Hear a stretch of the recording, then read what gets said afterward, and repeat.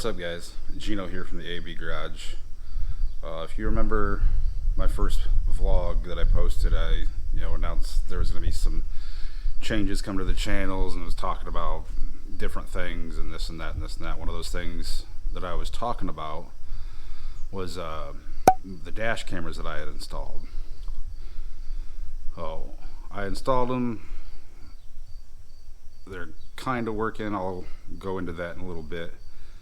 But I'm going to be out here fixing those today, so I figured I'd bring you guys along for the journey. So before we get into that, I just want to show you guys exactly where I installed them, how I installed them, and what this brand, the Akeeyo brand. I'll have a link to it down in the description so you guys can go check it out. But it was just a cheap $150 set off Amazon, and they work okay. I'm hoping to improve that today. So let me show you exactly where and how I installed these on the bike. And if you can see right here, that's the front facing dash cam. And if you look up way in here, I had to take a die grinder to that in order to run the cable for it through the front end of the bike. Now, if that's the way that you're going to do that, make sure to leave a little slack. So when you turn the handlebars, I screwed up when I first did it and had it too tight. It didn't mess anything up, but I could feel it. So I had to cut the zip ties that I had for it and loosen that up and put a little bit of slack in here. So I ran that cable all the way back, and I ended up having to drill a hole in my tour box, which was not fun. I almost cried. Okay, I did cry a little bit, but I had to drill a hole in there in order to get all the wires and stuff through. And on the back end, you can see right here in the center of the tour box, I mounted the rear facing camera. Now, the way that these things install is there's a flat plate with like 2 holes in it, and then some 3M double-sided tape on the back side. So I figured out where exactly I wanted to mount it and got it stuck up in there. And then I took my drill and I had to drill. They come with 2 little screws that'll go in those holes, and drill up into my fairing and up into my tour box along with the double-sided tape, just to make sure that they hold. And I think I got about 1,000 miles on these now, and I've had no issues with them coming off or anything. So let me show you where I mounted the screen at. Now they come with a handlebar mount, so you can mount this screen brain onto your handlebars if you want to, but my handlebars are kind of busy with my cell phone mount and my GoPro mount on each side. I could have found a spot for it, but they say that it's waterproof. Whether it actually is or not, I don't know, but it's got Velcro on the back side, so you just take it and stick it to the side of your tour box like that, and it sits there just fine. So it came with 2 ways to wire this, and that's what I'm working on today, because my Ultra came with not a cigarette lighter but a power port back here, and I've got a USB plug plugged into it, and this actually goes to the cameras. Well, the problem with that, that's super convenient, but the problem with that is that every time you shut the bike off, it resets the brain inside there. So when I'm going back looking through videos, every time I start and stop the bike, it starts out on January 1st, 2015 is what the timestamp is on them. Not very convenient if you're looking for, certain video. So, it also came with a way to hardwire it in, where you've got to wire it directly to the battery, the ground, and then there's an accessory wire too. So I'm going to hook that up in order to keep my time and date. So I got to tear seat off, saddlebags off, find the battery, find my voltage meter, and pretend like I know how to use it, so I can find a wire that is only on when the bike's turned on. But that should keep the time and date and everything else good on the brain. So that's what we're doing today. I'm gonna jump to a time lapse of me tearing off the seat and wiring everything up, because I'm sure you guys have seen me tear the seat off this bike plenty of times. You don't need to see it again. So here we go.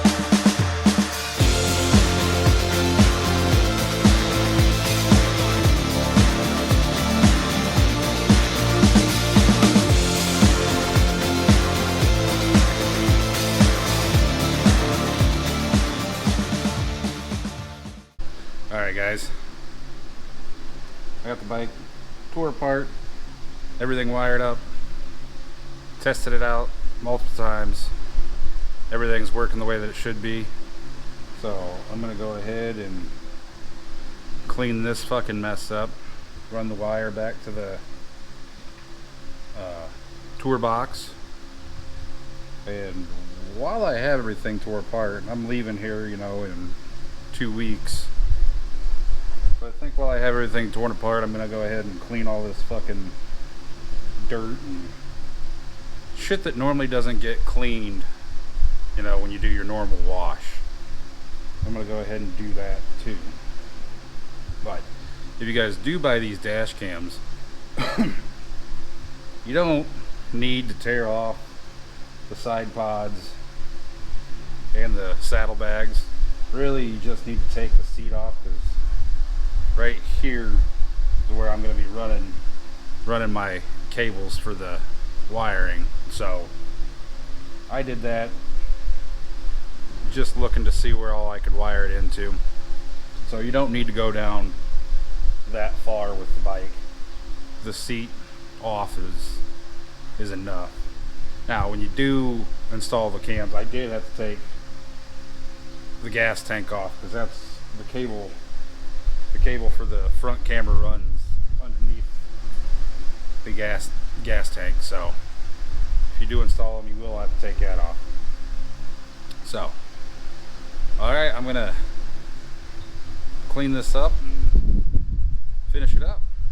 We'll go back to the time lapse.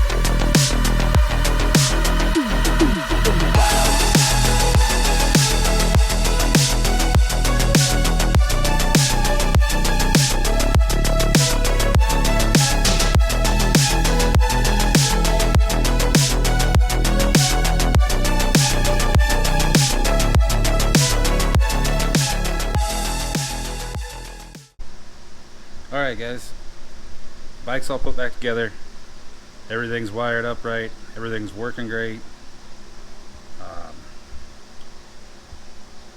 I'm now super excited to have my dash cameras back working.